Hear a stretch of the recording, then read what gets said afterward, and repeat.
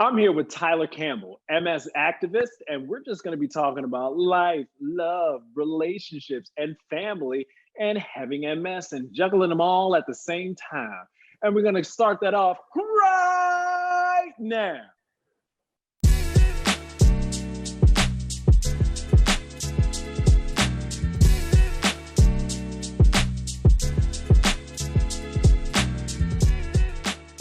TC Speaks in the building.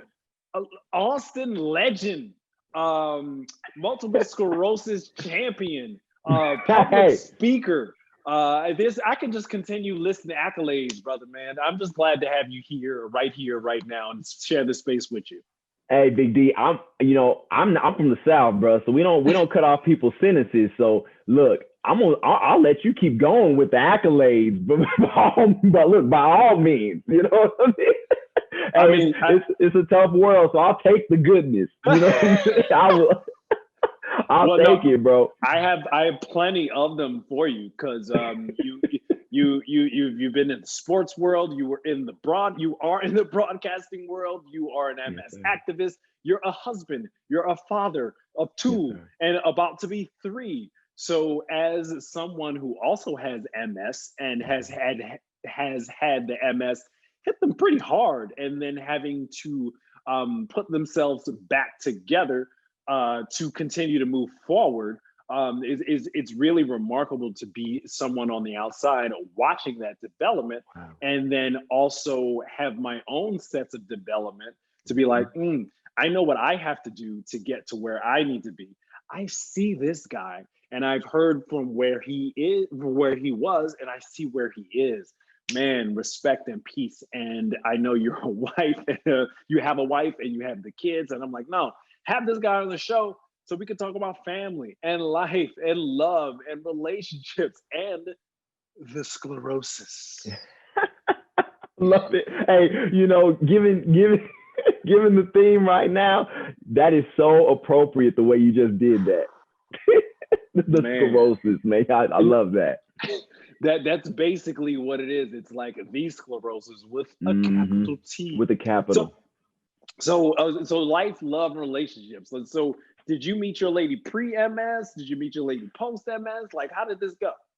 Yeah, and so for me, a lot of us as patients, we know what that walk is and getting diagnosed. And I had no idea what this disease was. I don't think to be honest, I didn't understand the severity of it. I was 21 years old. I'm worried about finals. You know what I'm saying? I'm worried about finals and trying to stay on time to get a degree from San Diego State University. That was what I promised my mother upon leaving Texas to come to San Diego. It wasn't about the football scholarship. It was about walking across the stage to get a business management degree. And I was on my way to graduating early from SDSU to get into the master's program of public administration. And so, all of this. And so when I was diagnosed, I met my wife. My wife was a track and field athlete at San Diego State University. We were just the best of friends in college. And so when I got this MS thing or whatever, in the infant stages, I went to her and we were friends, best of friends in college. And I told her, I said, you know what, can you like pray for me? I have this like multiple something. I've got like lesions, which are holes on my brain, but it's going to be okay. I don't know how it's going to be okay, but I think it's going to be like, you know what I'm saying? And so we didn't get married till, a few years after college. We weren't, all that, but she was the first person, D, that I actually told, and I told her to keep a secret. But when you talk about holes or lesions on your brain, and when you're talking about spinal taps, and when you're talking about nobody in your family has this, and not knowing, there's no cure, you don't know what it's going to look like. She was worried. And like, I think that was the first time I really became worried. When you actually speak about MS, maybe to other people who also don't know, and you see their concern, and then you're like, oh, okay, maybe this is like, okay, maybe it's not just as simple as taking a medication, and it's like, you got to learn a lot more. That's what I got my first conversation with telling somebody else about MS. That was what I got. So you actually had kind of support, even if you Hmm. guys weren't dating. It's like, hey, this is a really good friend of mine. Hey, I'm not telling this to anybody else, but I need to talk to somebody. I need to talk to you. Hmm. Talk this through with me. Pray for me. I Yeah. need all of your good vibes Hmm. for this support. So, without not without this person, do you feel that this person was your wife at this time was a major part of how you have come to be settled with the disease in the future? You know what I'm saying? Absolutely, because I think number one, since she became my wife, it wasn't like, so many times you hear so many stories, people have to go on a date. They end up liking this person. MS is still in the back end. They haven't told this person because you don't know how it's going to be received. And you really learn a lot. You don't know how people react to whatever adversity that they're going to face. And so Mm. sometimes I've heard situations about people who've loved someone so much, but then when they did tell them this MS side of their story, that person then was nowhere to be found. I've heard marriages. I know of people whose marriages have been lost because of the MS was too much, and it came on all of a sudden. They weren't prepared. Like it just came out, and then that was too much. Mm. For me, the leg up, recognize that my family was all the way back in Texas. So in the event that I also did tell my mother, who was a former ER nurse, who later did know about MS, but she wasn't in California with me. She wasn't in the athletic center with me. She didn't know where my apartment was. She couldn't come by and check on me. So the fact that I did have someone physically in front of me who did check on me from time to time, or who was at least just aware of what I was dealing with. Because I didn't Yeah. tell any other coaches, I didn't tell any other teammates, I didn't tell teachers. I mean, you talking about somebody who I had the steroid pack after finding out what I had. I had the steroid pack, the IV that was administered, and the steroid ball was in my pocket. I had no feeling in the right side of my body, so I'm walking across campus because I have this business degree that I want. My functioning in my right arm does not work. I just found out a week prior that I have MS. So I'm taking all of my finals with my left hand. I'm right hand dominant. And then you go into a classroom and people are looking at you, and that doesn't make you feel any more comfortable about your disease. I've got drop foot and people are looking. I have a steroid ball. There's a little bit of a droopiness on the right side of my face because I've developed the slurred speech, almost like stroke-like symptoms. And so you're just trying to navigate life. And I just remember thinking, if I go to sleep, I'll wake up and this will be gone. And you wake up and it's still there. It's still wake up and administer my own steroids. It's still hope that feeling will come back.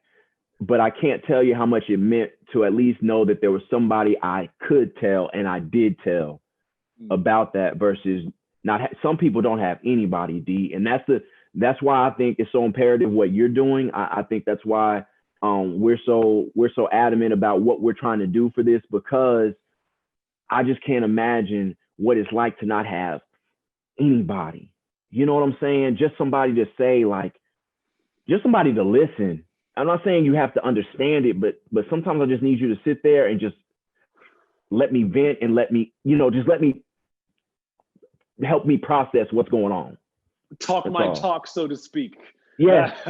Just Yeah, no, act like you know what this is. Just fool me and act like you just know for a second. or as I like to say, hold the space. Hold the space That's for good. me That's to good. X. Hold the space for me to vent. Hold the space for me to cry. Hold the space Yeah. for me to fill in the blank, to be Mm-hmm. comfortable with speaking about where I am in life right now with someone outside of me who ain't my mama, who ain't my cousin, who it's Right. like, hey, we found love, right? Right. Cool.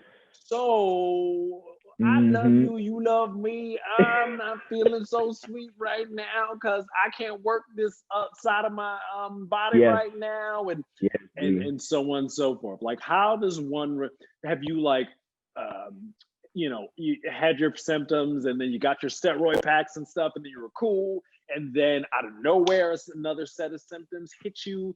And you have to reconcile that with your significant other, your partner, your family. Please talk about that because I know you can talk about it on super family, and then maybe on the relationship level. Please. Yeah, absolutely. So that's what it was like in college, and so every day with MS, and we know this, every day is not the same.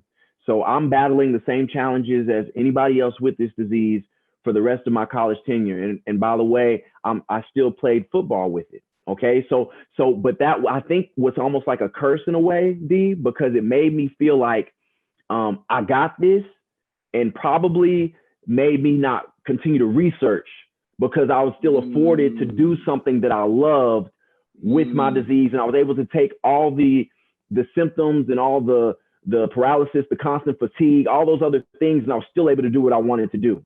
And so I think that was kind of like the biggest downfall, and almost making it to pro football, like, that caused me to ignore and not research MS when I should have in its very infant stages in my life.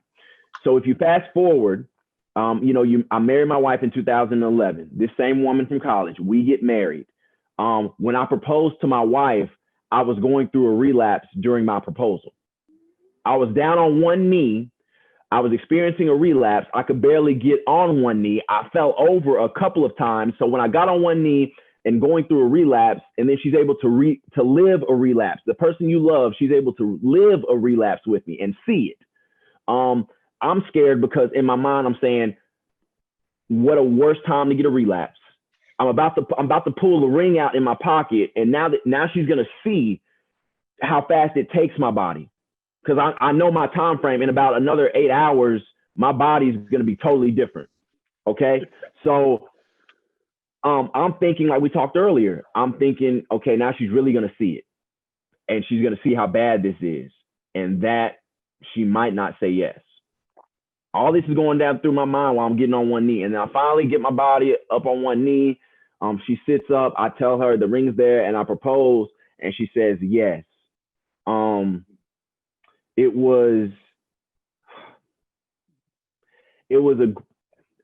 felt like I didn't have to hold back anything else, because we've talked about MS.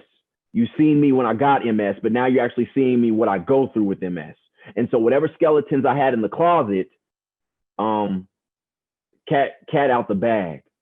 So, as MS has continued to present its problems in my life, the one thing that I feel like my wife and I hang our hats on in our relationship is that I'm not perfect. She's not perfect. We're going to go through ups and downs as any marriage does. But man, we hang in there. And so when the erectile dysfunction has presented itself early on in our marriage, the surprises that still continue to come with MS, and I do go through my fair share of surprises, the one thing that I feel confident about that I don't have to hold back from my wife is that, you've seen it from the beginning, you've seen it in the middle, and you're seeing it now. If you with me, I feel like, man, me and MS, we can go to war. Because it's not just me going to war, man, my wife is going to war with me. And I feel like that's when you have just that level of support. I hope that everybody can just find that. If you find that, that's what I hope people find. I know people want the medication. I know people want the right neurologist. My hope is always for people. I hope you just find that person that you can really lean on heavily to fight this with you. That's my hope for everybody with MS, because that will see you when the doctor can't. Well, see, you posed a couple of great things. Like, one, you hope you have someone to go through these things with you, but a lot of folks just don't have that. Don't person. have it. That's not what it is. So I'm just gonna tuck that to the side, forget all of that. But say you don't have a person, what do you do, TC Speaks? So what do you think you do? What I did was, and this is what I started to do before me and my wife got into that environment. When I moved back to Austin, I approached it as if I was alone. Okay. And that was when me and my wife were going through the dating stages, because nobody in my family understood what MS was.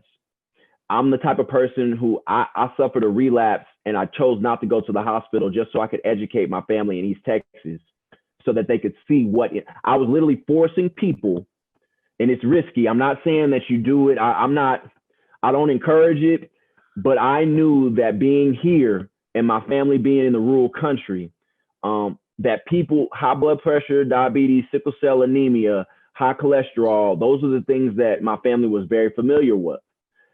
But this MS thing, I said, I'm going to suffer a relapse so they can physically see me. And when they physically see me, they're going to join on my team because they can actually see what it does to my body. It's hard to always explain to people what MS is when they can't see it. And I think we always know that. So because I didn't have anybody, I was more willing to make a risk. And when I was going through a relapse, I made it to where I was up in East Texas, and I let it take my body so they could see me, knowing full well that there may be an opportunity that I don't recover from this. But it was because I knew I needed to educate, because there was a lapse of not knowing. And that was the first rule. The second rule was I looked up the MS Society, and I reached out and found support groups in Austin, Texas for myself, as if I was battling this disease alone, because I wanted to just put myself in environments where either I created a space, or B, I sought the opportunity to find that space, which was support groups that I found, small support groups in Austin, Texas, and showed up as a total stranger. You know, you mentioned that, and I think I can ask you this question, man. Right. Because I know what I do when things are dark, man. Yeah. Things are dark, physically, mentally. Yes. How do you sort of reconcile like the tough things and your relationships, your family, your love life, your everything outside of you that MS has an effect on, but you get there before the MS. You understand what I'm saying? People, you have the relationships because of you, and now the MS is on top of that. How do you work through that or balance that? For me, I always tell people this. I said, I know you weren't prepared for it, but MS is not the first piece of bad news, the first piece of adversity, the first big hurdle that you've ever seen in your life. And I tell people, before it struck, you were wherever you were, and you got there somehow, some way, or you've seen another year. And so I tell people I look back over my life, D. I looked at over all the things that I've been through in my life. And I look back over those times, and I found that I felt the same piece of emotion that I felt when I had MS, meaning that I can think back to being 16 years old and being an alternative school student and losing every football scholarship I had, wondering how in the world do I still have this dream of doing something? I'm never going to make it. Like, my world is crumbling, and somehow, some way, through persistency and just keeping an eye out and just believing that I was gifted with something in this world, because we're all unique. I look back over my life and think of all the other hurdles that I've been through before MS struck. And so if I've gotten through those things, then surely, D, life has shown me proof that if I just don't give up on myself, I'm not saying I'm gonna wake up and be happy as can be, or wake up and be able to walk further the next day but the fact that I can wake up and have life, D, that means I get another chance to not let this disease take from me. And I've done too much in my life, D. I've lived. I've been able to, like, you look up all the things that you've been able to do, and you claim it, and you say, I've got too much going for me to let this disease strip all of that away. My 18 years of my 19 years of life, my 30 years of life, for this disease to come in and take that away, I will not give that disease that power. I've done too much. And that's why I tell people, just look over your life and know that you've been through some things, but those things have actually been setting you up to be able to handle this one. And the same way that you've gotten through that last is the same way you're going to propel through this. That's me. I just look over all that other garbage in the past. That's it's telling and it's poignant that you say that in that way. I'm a dude who just keeps going. I don't really look back so much, except regret. I'm really good at that. Well, yeah. Hey, I think that's everybody. Yeah. That's what I'm saying. That's what I'm saying. And so, like, the more I learn to turn down the regret and to make sure I stay in the here and the now, the more success I find. And when I mean success, I don't mean outward success. I mean, maybe my spasticity isn't as bad for the next half hour. And I think you're a footballer, man. So this is a game of inches. So from time to time, point blank. Sometimes you're fourth in inches, and all the the 2 months of X, 2 months of therapy, 2 months of meditation, 2 months of this diet, like whatever has brought you to fourth in inches, and you're like, yo, I still don't have the first down. I still don't feel as better as I thought I would feel.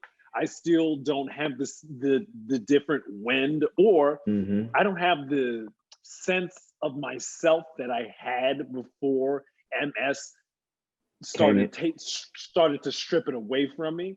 And people can either not give up, but just you sort of lose your steam, and it's like, yo, bro, you only have inches to go before you get to the next first down, and you get to start an entirely new set of things.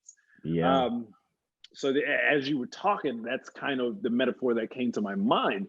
And just know that, in life and love and family and all of those things, you're going to have people who are going to be here for you regardless, and not just period.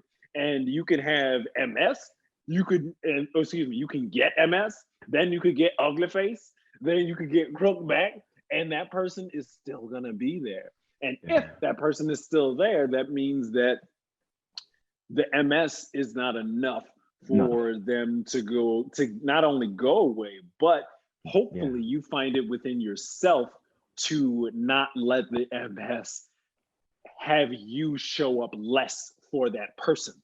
You understand what I'm saying? That's deep, and you brought it full circle, because I honestly believe it, and I looked at it like this. You only have so much time with your neuro. You only have so much time in that appointment with your nurses, with your therapist. There's so much of a time window that you have there, man. But D, if you can get yourself in a position where you can at least find a support group. Maybe it's not friends, maybe it's not family.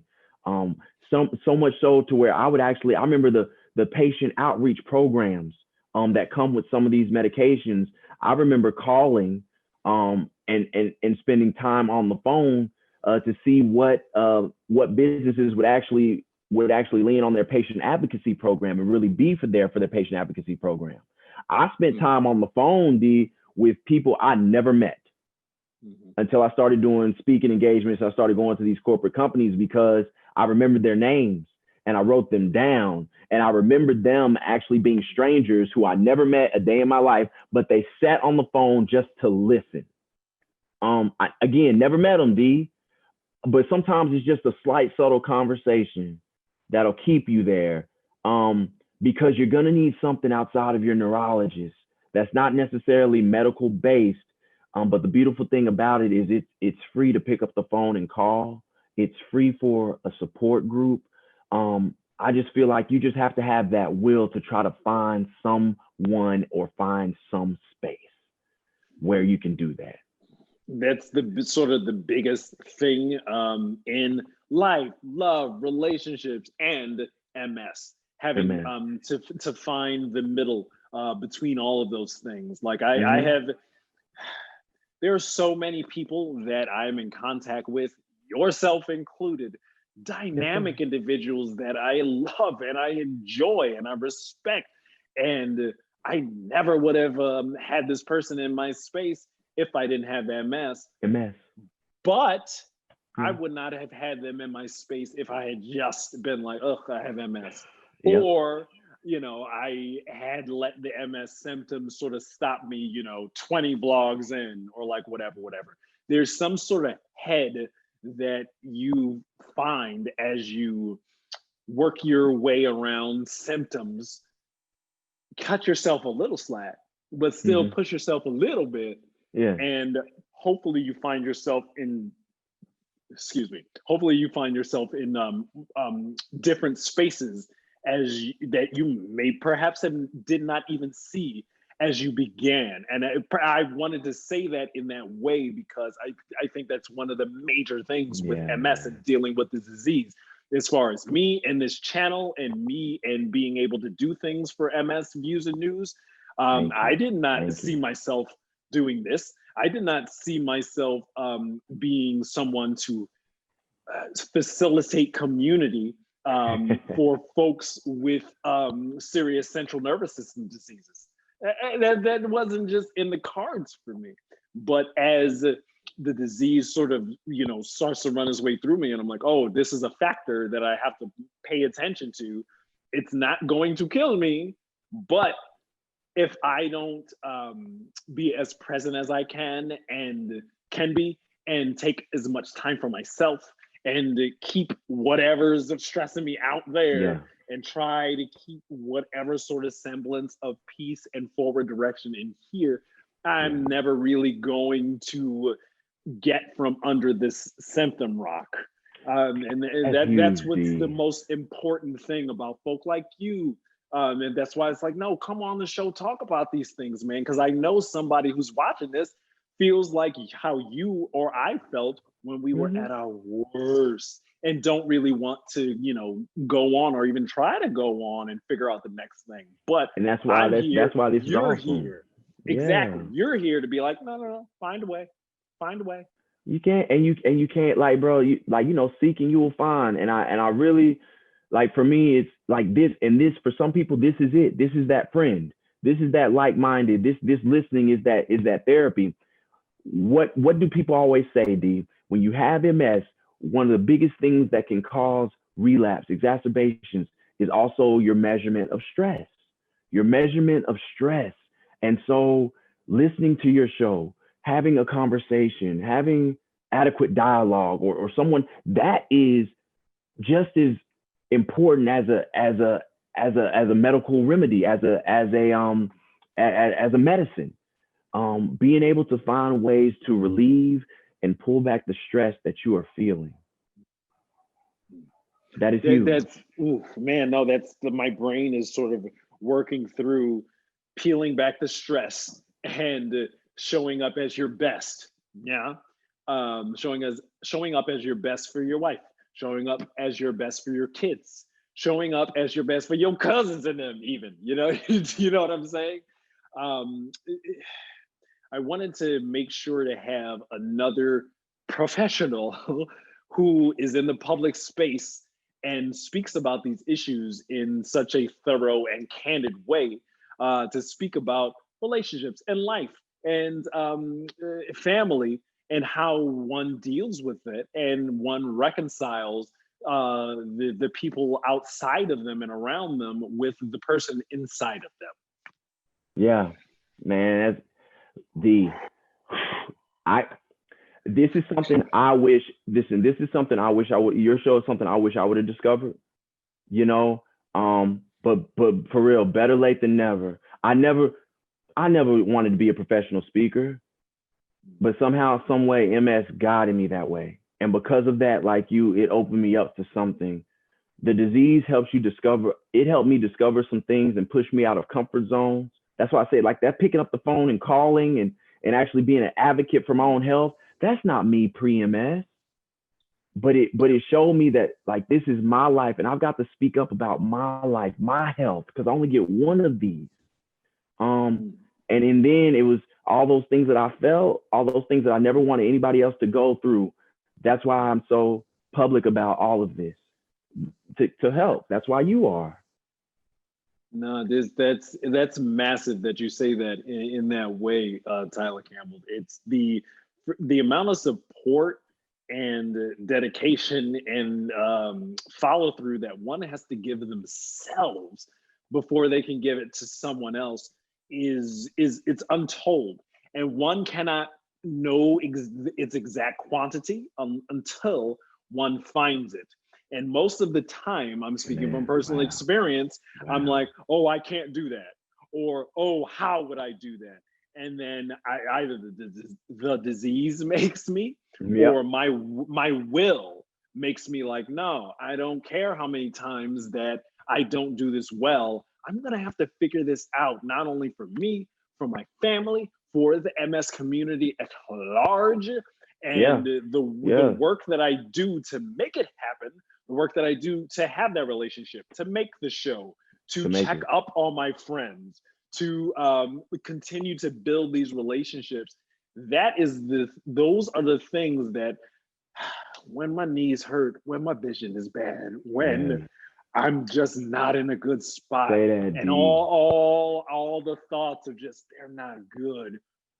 It helps me pause, and it helps to bring me more into the moment. And even if that moment is ouchy, I know I can move an inch farther, just because I'm here now, Just and because you're here now. I'm Yeah. not in hurty thoughts.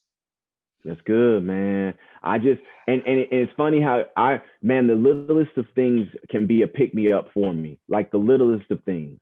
The littlest of things can be a pick me up for me. And it's remarkable. It does not take, like, I don't know, the sun shining the right way. The sun shining the right way. Hearing your voice and learning something new. The ability to understand where your heart and where your drive is, it propels me a whole nother way. It propels me a whole nother way to be able to want to do something else. And I can't stress it enough how you can just find any little bit of support, any little bit of love, any bit of inspiration, somebody saying something nice about your clothing. It's something that simple that allows me to want to, okay, I can do this with MS. You know what I'm saying? Like I can do this collectively. What I'm hearing is that there's some space of like, I really don't feel like this, or I can't, and Absolutely. some idea of, yeah, I can.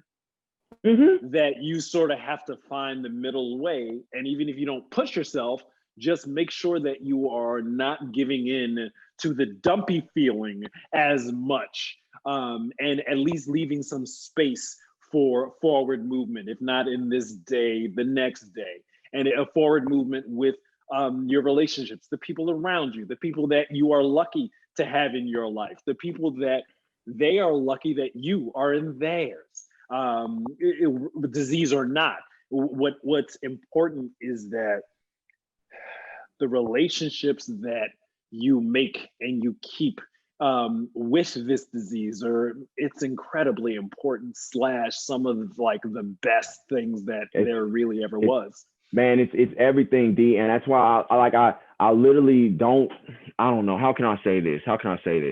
I'm literally, everything with my disease, it's so much not about me, and I lean on the shoulders of so many other people that I stand on, that really help propel me. You know what I mean? And that's why I want people to know it's a fight for me every day, just like everybody else. But it's in that moment where, like you said, those two things converge and you decide, yes, I can, or in that, and those yes, I can moments kind of outweigh the no, I can't. And for me, it's literally just about somebody else needs to know that it's possible. And that's the main thing. That's the main thing. Man, D, hold on. One of my kids just came in here. Cheyenne, can you please close the door? I'll be there in a I heard you. I'll be there in a second. I heard you, baby. I'll be there in a second, Cheyenne. Okay. I'll be there in a second. Okay. I'm sorry, D. Well, no, that's pretty much my last question right here. How do you manage family and kids and wife and MS and career? Like, how do you keep all of these relationships slash relationship with yourself, looking up and forward? That's the last thing I'll ask you. How do you sort of make that work? Huge. It's huge because for me, D, now that my son's 7 now, and so he's seen the infusions. He knows my infusion dates on the calendar. He's able to process a lot more. He's seen dad at my little baby. She's 2, so she's still trying to wrap her around it. But for me, there's another generation that's coming, and and I have to educate them. I have to let my son see the dark days. I don't hide anything about my MS from my babies, and the little mama just tags along with him, so I don't hide it. And it's because I was birthed into a family that had no idea what this disease was, right? So I have to do my best to educate, and then as I'm educating, it kind of helps me regain another level of strength because my son is looking at me, and he's like, "Daddy, you're not feeling too good," and it's like, you know what? I'm not feeling at my best, but it gives me that hope that just like you said, the will to want to do my best. Not saying that I always have the greatest of energy, the greatest of functioning, but I know that there's another generation that is dependent on me. And then on top of that, my wife is my ace. I can't quit from wifey. Why? Because she never quit on me. And so the way that I approach this disease is the way that my family looks at this disease. I have an opportunity to educate, but also provide hope. And D, if you got hope, that builds a connection amongst us. And that means that if we have hope, that also prepares us for other things that are destined to come in our lives as a family in general. So it's education. It's not excluding them from any of the hurt and the pain that comes from this, keeping my babies aware, and the hope, and then just the fight. Because as long as my wife continues to see the fight in me, we'll take whatever comes with this disease. We'll take the erectile dysfunction. We'll take the constant fatigue. We'll take the paralysis, the drop foot, the slurred speech, the eyesight issues from optic neuritis. We will take it. You know what I'm saying? Look, man, you said the word hope, and somehow I don't know what the heck I was doing, but I somehow came up with 3 words to express sort of how I deal with this MS thing. And what I came up with, it was tenacity, stillness, and hope. Tenacity is, y'all see me out here all day, every day, making the content, making the viewer, staying on schedule for my channel, making sure I'm out here for MS Views and News, and that was the little timer, like, cut it off. The stillness is my meditation habit. I meditate and hopefully twice a day, if not just once, and hopefully for an hour each session, if not a half hour each session. That's the stillness that I find in myself, or that I work to bring to myself, and the hope, man, the hope the hope my wife gives me, the hope that I still have my own goals that I want to accomplish, and from what I'm hearing from you, the hope that you continue to put your best self forward for your family, for your wife, and most importantly, yourself. You have put that hope. You have not let MS take the wind out of the sails of the HSS Hope, Tyler Campbell Hope. That metaphor didn't really work, but when you said hope, it made me think of those things, and I appreciate how you have spoken about how you have navigated MS and disease and life after disease and life with disease with your family and your love for us all watching. And really for me, I just have another dude out here, and I hear his story, and I hear what he's doing and how he's doing, and I see how he's showing up. So that will inform how I show up, and in turn will hopefully help other people get some of them inches, that 4th and inches, man. Like maybe, all the things brought them and they still haven't gotten their first down. And they're like, oh, I need that first. It's like, yo, bro, you only got inches, bro. Where's your tenacity? Where's your stillness? Where's your hope in my book? I don't know what it is for, each individual person, but there's something in you that will get you to the next thing so that you are still in the game. Here's the thing, D, that I didn't know. Your MS is your MS. And just because it's one way for somebody or it doesn't mean that it's going to be that way for you. And I think a lot of times early on, I used to compare mine to others, D, and I think I went wrong in that. And for me, I think nowadays I'm all about being open and transparent about maybe where I messed up, in the hopes that it could help somebody else. Your MS is your MS. It is unique to you.